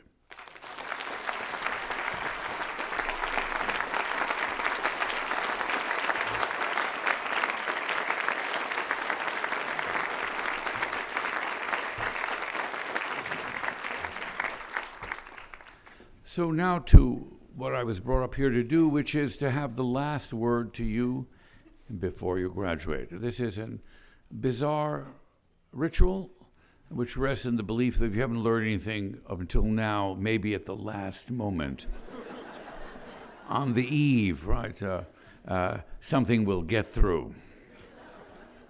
And it's given to the president of the college to give a charge. So here's my charge to the class of 2016. You may notice in your travels a new advertisement campaign by IBM.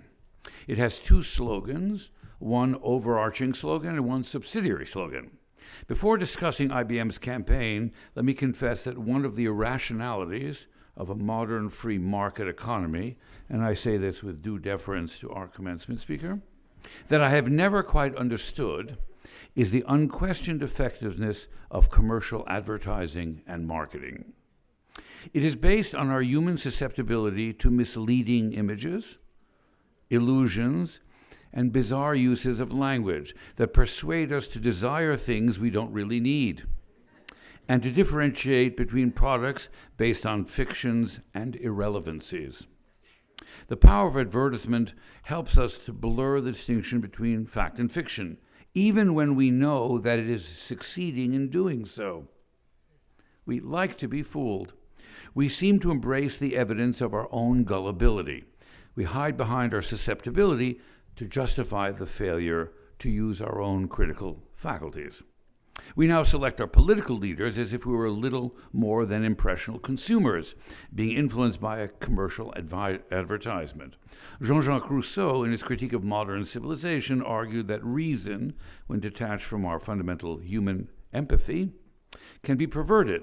Our own ingenuity can make us do things that are against our true nature and ultimately against moral reason itself.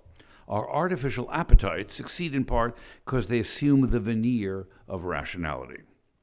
It is this with this cautious wonderment that I pondered IBM's new campaign over the shoulder of the person sitting next to me on the airplane. IBM's overarching soundbite was, outwit risk. The subsidiary claim was, outwit uncertainty. IBM has realized that we live in a world in which people fear risk and uncertainty. Among the consequences of giving in to that fear is a distrust of democratic politics, a disregard for freedom, and the suspicion that others not evidently like ourselves are worthy of suspicion. The conceit of IBM's advertisement, and indeed the conceit of all computational technology, is that because there is so much aggregate data out there, it can be manipulated quickly and in complex ways. It can be accessed rapidly, and because we have made so much progress in the application of computation, in artificial intelligence and robotics, that the reliance on new software on computation, reliance on the crunching of data, will inevitably increase our capacity to outwit the unknown and defy both what the Renaissance humanists used to call fortuna, the unpredictable hand of destiny and fate, and the philosophical claims of free will. Data and computation, it is said, will eliminate risk and certainty from our lives, and presumably will make it better. IBM's intent to sell us something by preying on our fear of the unknown, the unpredictable, and our own limitations, and offering to minimize risk and uncertainty, which it can only do at the margins of life, cuts directly against the education you have received here and the philosophical spirit of this institution. So I call on you, the class of 2016, to embrace uncertainty and risk. Nothing in the world you can and will do should be free of risk or uncertainty. Uncertainty and risk represent the essence and thrill of being alive in the world. What you've learned from literature, History, the arts, indeed the experimental sciences, is the allure of the uncertain, the risk that accompanies trying something truly new, writing that phrase, making those new sounds, generating those yet-to-be-seen images, pursuing an unconventional hypothesis in an unconventional manner, all resulting in the confrontation with one's own fallibility and limitations. It is through the embrace of risk and uncertainty that the most memorable things happen. Consider the founding of this country. You need to look no further than this institution, Simon's Rock. It was born as a risk, and its outcome was uncertain. It was founded in a historical era in which risk and uncertainty were not objects of fear. Its founder was not deterred by them. She had no evidence it would work. She had no data. Yet she went ahead, and its creation became her life's work and her reason to live, especially in her old age. The college is still a risk, and it struggles with uncertainty. And we like that. But as its newly minted graduates, cherish it and live in its spirit. Be true to your education here and don't outwit certainty or risk. Accept their inevitability as part of the human condition and recognize their power. Engage them both, by not outwitting them, but acknowledging them. Much of what we cherish as good and beautiful in the world has come into being because of them, and because of the courage that people have shown in human action and human imagination to embrace them. Congratulations.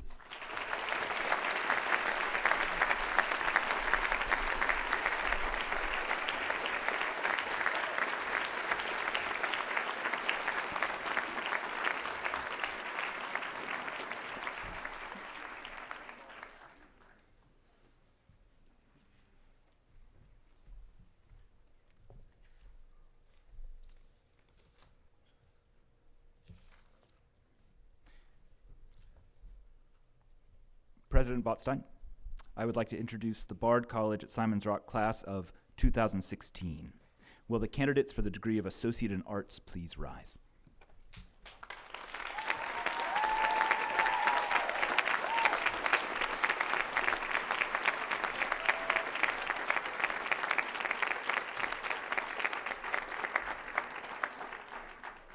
Mr. President, the faculty has determined that these students have successfully completed the course of study for the Associate in Arts degree. It is my honor to present them to you on behalf of the faculty of Bard College at Simon's Rock.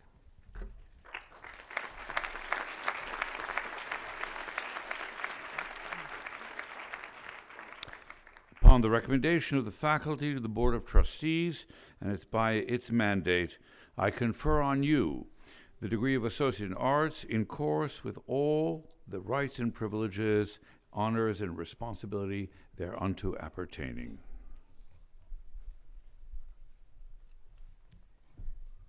You may be seated.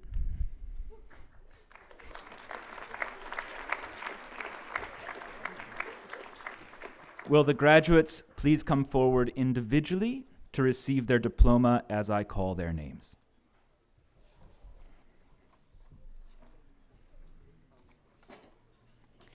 Sierra Addy.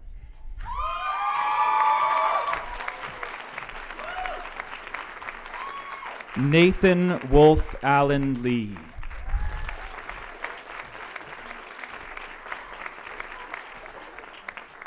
Alec Richard Allain.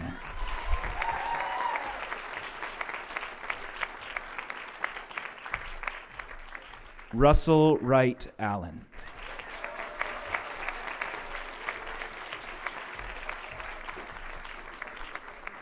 Zaid Adel Banihani.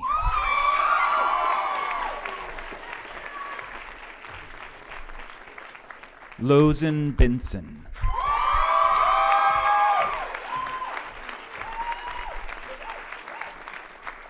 Elizabeth Morgan Brown.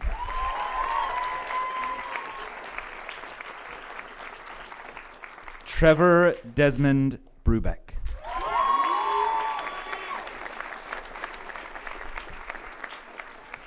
Sierra Violet Cast.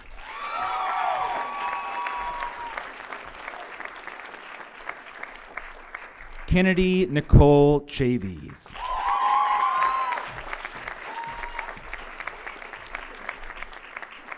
Shane Tiger Cincanelli.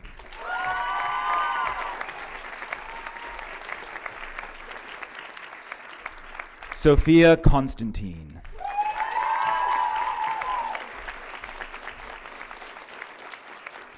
Michaela Culler D'Alessio.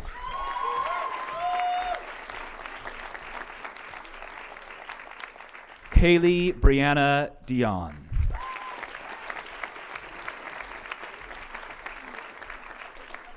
Sarah Winter Elia.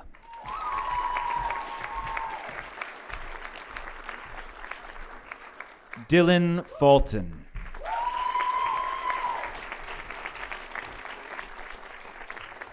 Emma Grace Foster.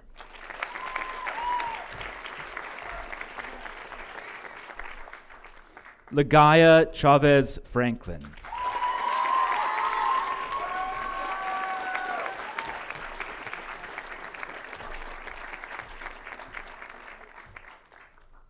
Eiley M. Gagnon.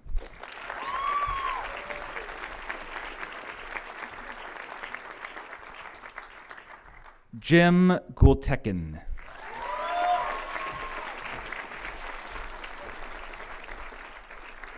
Cameron Haas.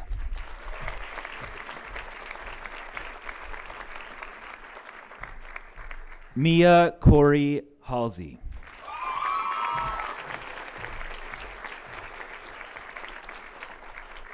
Li Shu Ha.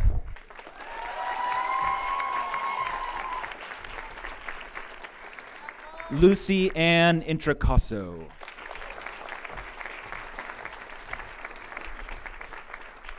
Yoon Jun Kim.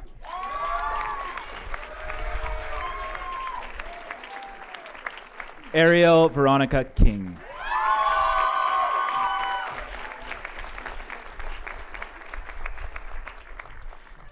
Bao Chiao Lai.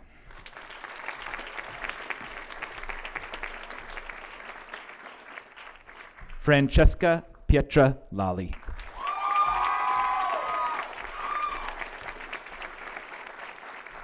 Jillian P. Lazarus.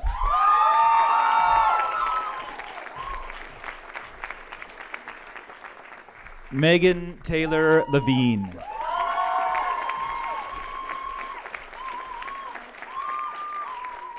Ross Clifford McFadden.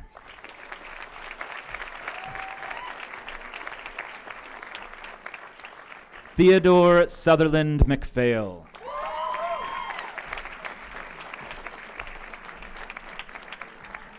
Elias Alden Martell.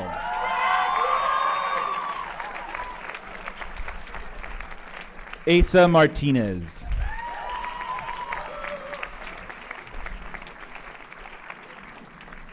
William Mason.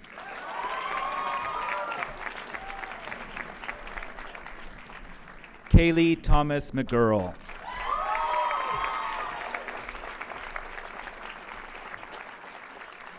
Dana Christine Miller.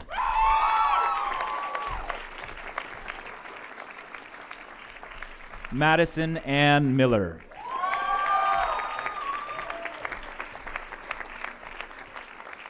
Toby D. Mintz.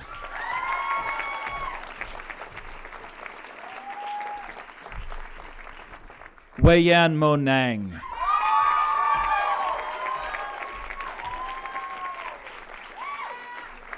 Noel Asfa Nagasa.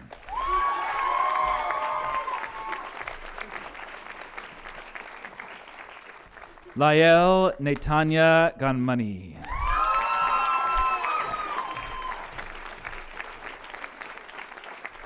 Darla Louise O'Brien.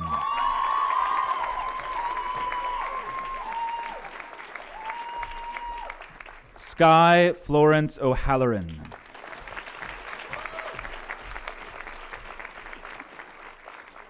Paula Stephanie Oriana.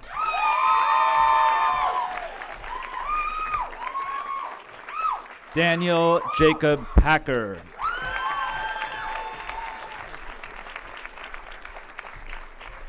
June Mo Park.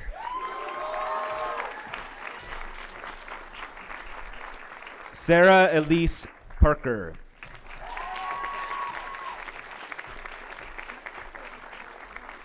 Danielle Anastasia Pendleton.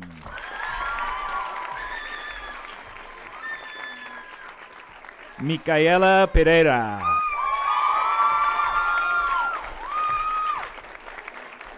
Amy S. Ralston.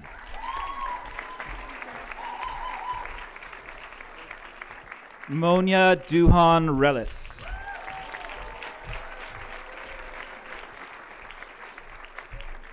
AJ Rio Glick.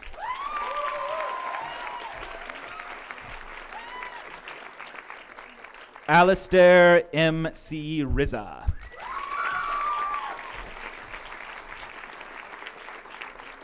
Fiona L. Scott.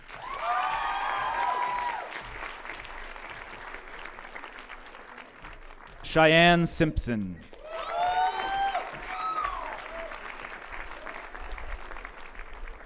Benjamin Philip Stites.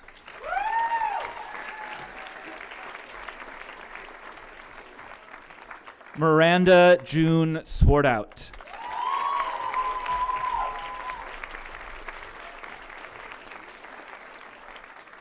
Lindsay Ann Tenson.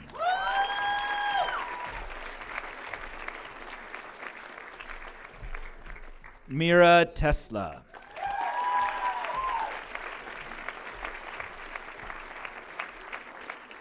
Nechi Motet.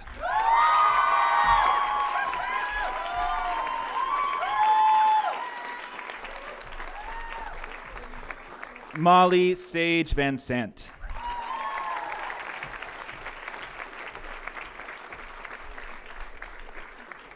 Anastasia Vasilyeva.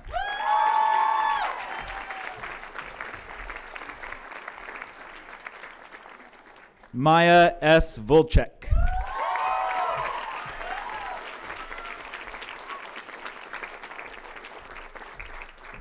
Nathaniel Lim Wachtel.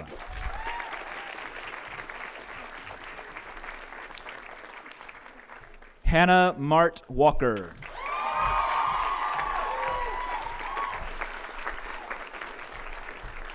Keith Carr Walsh.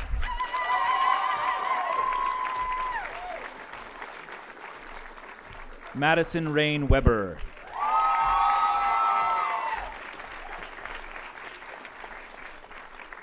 Claire Marie Way.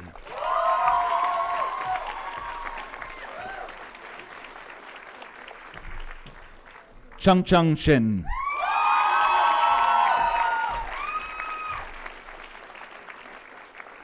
Shirley Sue.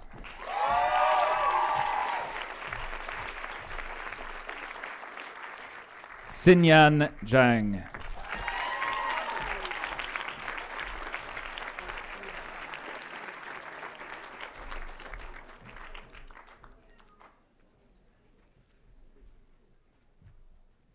Will the candidates for the degree of Bachelor of Arts please rise?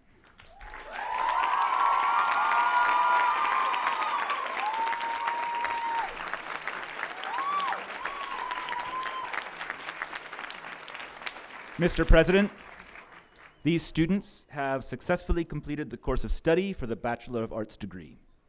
It is my honor to present them to you on behalf of the faculty of Bard College at Simon's Rock. So, ladies and gentlemen, in your programs, you'll discover that each of these students has done a senior project, senior thesis, it's called here. This was instituted actually when Bard and Simon's Rock merged. It didn't exist before 1979, and it's now a requirement of all holders of a Bard BA, and each of them gets 2 diplomas. One is from Simon's Rock, and the other is from Bard in Annandale. And this is a remarkable accomplishment. Each student has to design and execute something of her or his invention. And they do it with the help of a faculty member, so the advisor is there. And if you go through the awarding of the degrees, you'll see more than a name, you'll see the title. Now, whether the substance and the title match in terms of ambition and quality is a matter only they can tell you. But in many cases, these senior projects exceed any reasonable expectation of what someone at this stage of his or her career. Many of these young people are going on to graduate school in very competitive places, in very complex and important fields. Others are going into the world of work. Others will probably return back to graduate school at some point. It's a remarkable achievement of originality. Some are in the arts, in the social sciences, in the sciences, literature, and the humanities.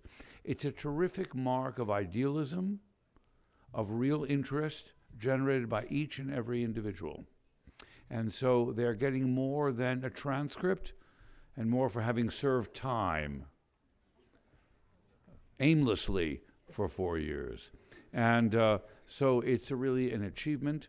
And since the degrees are also given directly from Annandale, and we have an Anglo-Catholic tradition, the degrees are in Latin.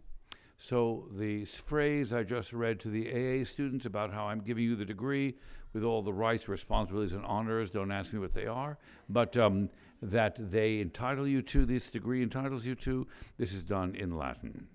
Actoritate mihi commissa te ad gradum in artibus baccalaurea admitto, omniaque jura ac privilegia ad gradum pertinere tibi concedo, in testimonium hoc diploma tibi concedo. Congratulations.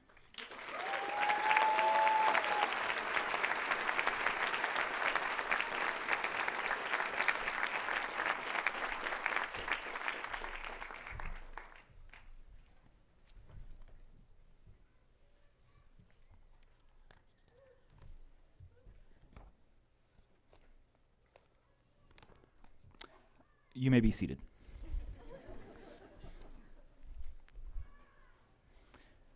Will the graduates please come forward to receive their diplomas as I call their names?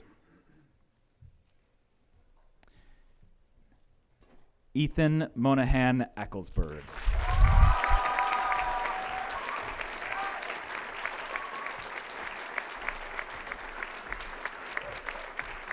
Kathleen R. Ansel.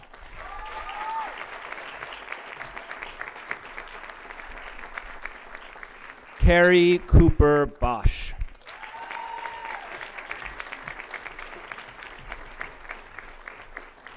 Natalie Becker.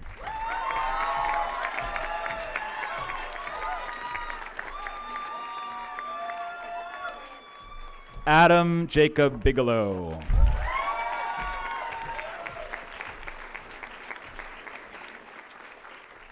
Corey Wallace Brierly Bowers.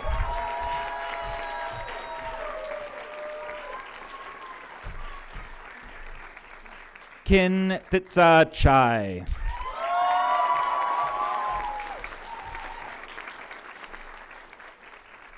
Nicola Cooper Fatyev.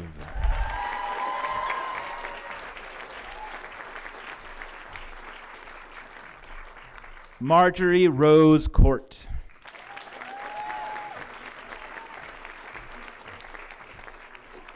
Kate Elise Decker.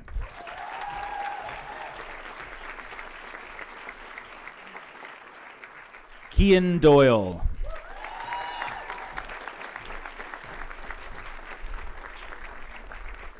Theodore M. Gabriel.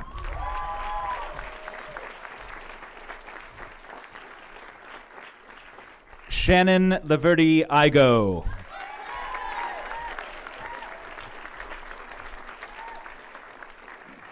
Gregory S. Inamine.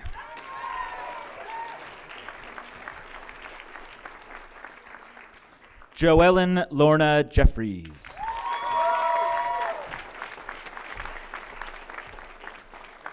Jan Rickman Yorchuk.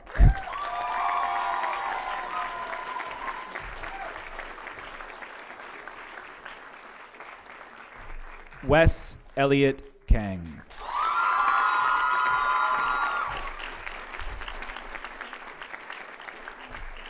Eldred Lee.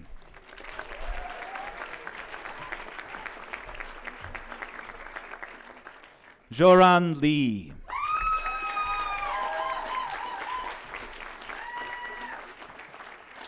Mia Alexandria McGiffert.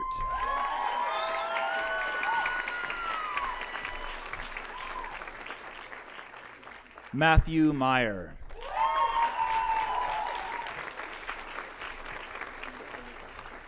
Megan Claire Petoskey.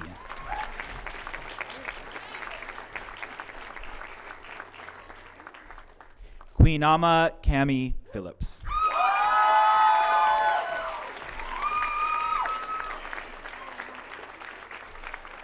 Naomi Catherine Crespo Pittman.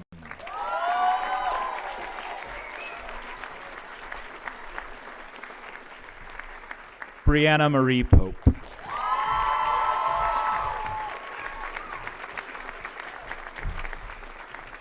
Cameron Goddard Powell.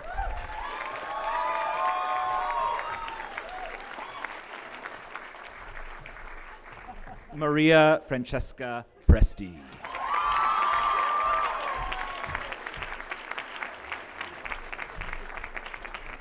Mally Prythurch.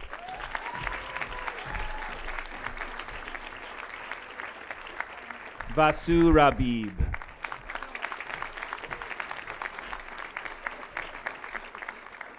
Catherine McLean Reed.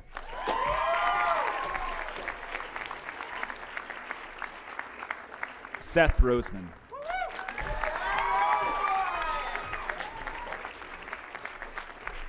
Grace Rossman.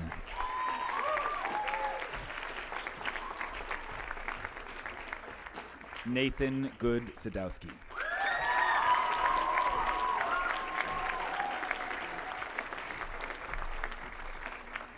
Daniel Patrick Sawyer.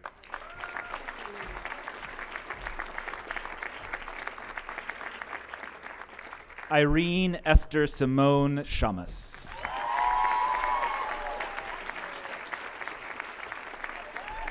Melissa Ulrika Sherman Bennett.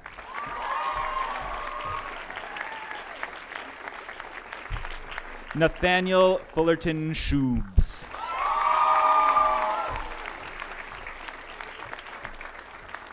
Karina Stinning Barnes.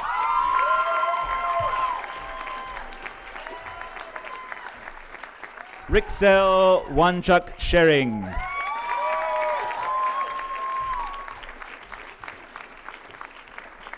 Sonam Wangmo.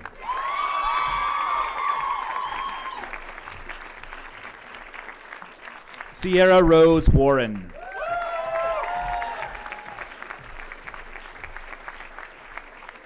Soraya Weil.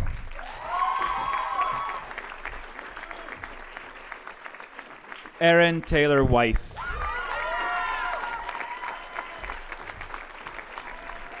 Nada West.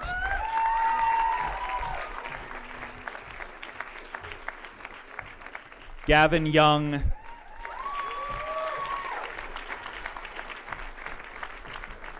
And Dawson Zimmerman.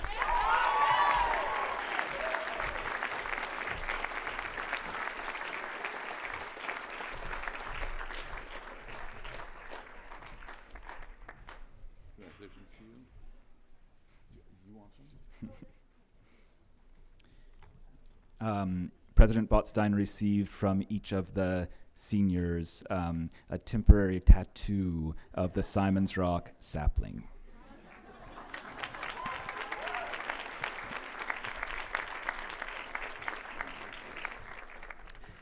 Mr. President, parents, and friends, please join me in recognizing the Bard College at Simon's Rock class of 2016.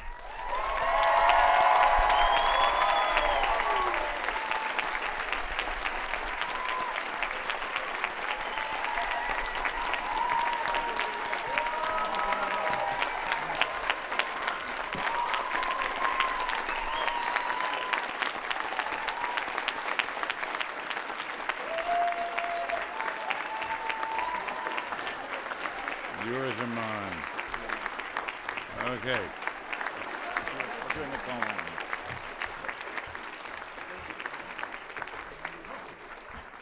Okay.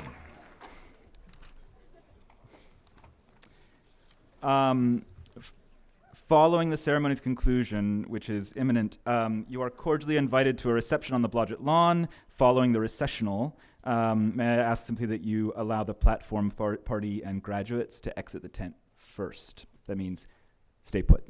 I would now like to invite Vice President Ba Win and students Nechi Motet and Kin Titsa Chai to the stage to close the ceremony.